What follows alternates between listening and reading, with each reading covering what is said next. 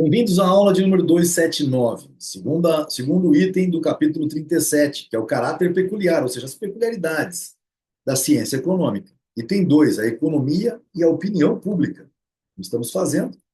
Vamos abrir aqui nosso PDF, compartilhar diretamente daqui. Então, a economia e a opinião pública. O significado dessa diferença epistemológica fundamental,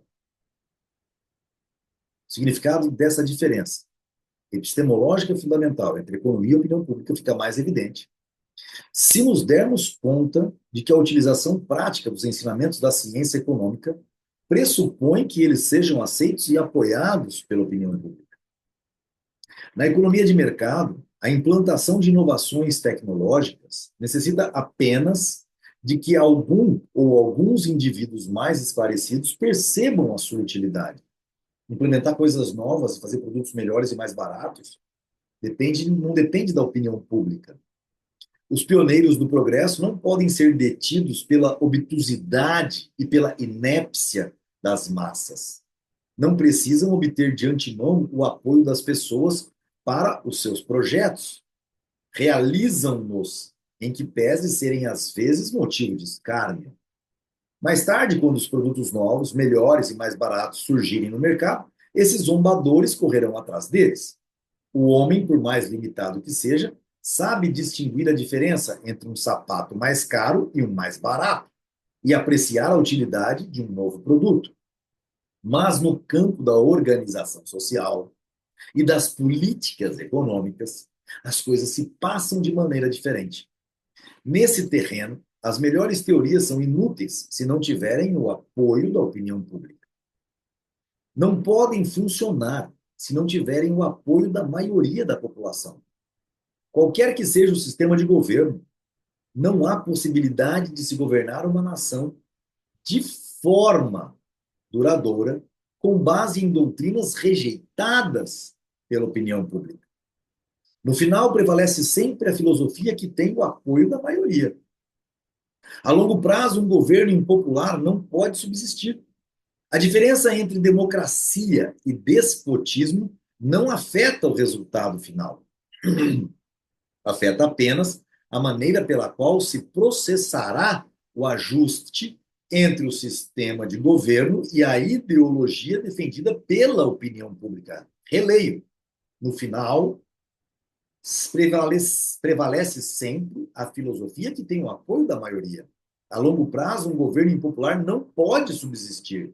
A diferença entre democracia e despotismo não afeta o resultado final, afeta apenas a maneira pela qual se processará o ajuste entre o sistema de governo e a ideologia defendida pela opinião pública. Ou seja, a opinião pública no Brasil agora, descobrindo que o Alexandre de Moraes é um déspota e que ele tem um poder supremo baseado na Constituição, que todo mundo fala, ó, oh, Constituição, se está na Constituição temos que cumprir, só tem um jeito de reverter isso. Na democracia, através do voto. Aos déspotas, a forca em praça pública. Não é verdade? Lembra do Gaddafi, querido careca. Lembre-se do Gaddafi. Os autocratas impopulares só podem ser destronados por levantes revolucionários, enquanto que governantes democráticos impopulares são pacificamente substituídos na eleição seguinte. Eu sempre digo, Alberto Fernandes e a Cristina Kirchner entregaram a eleição, porque tinha jeito de manipular igual foi feito no Brasil. Por quê? Porque tiveram medo do que aconteceu com o Gaddafi e o que vai acontecer com o Maduro, mais hora menos hora. Entenderam? A supremacia da opinião pública determina não apenas o caráter peculiar que a economia ocupa no conjunto do pensamento e do conhecimento, determina o próprio curso da história.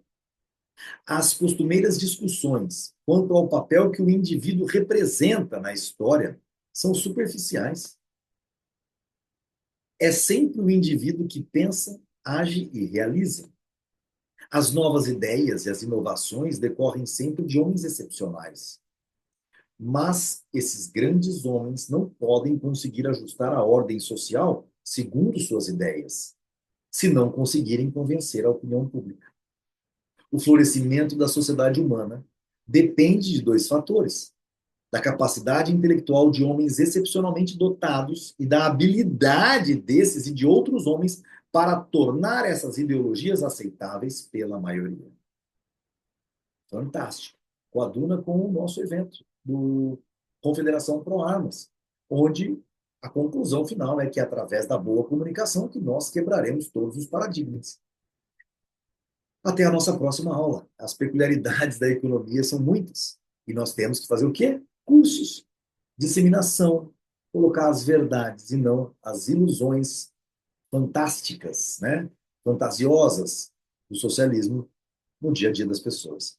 O item 3 é a ilusão dos antigos liberais, né? Uma peculiaridade também da economia. Nos vemos na próxima aula.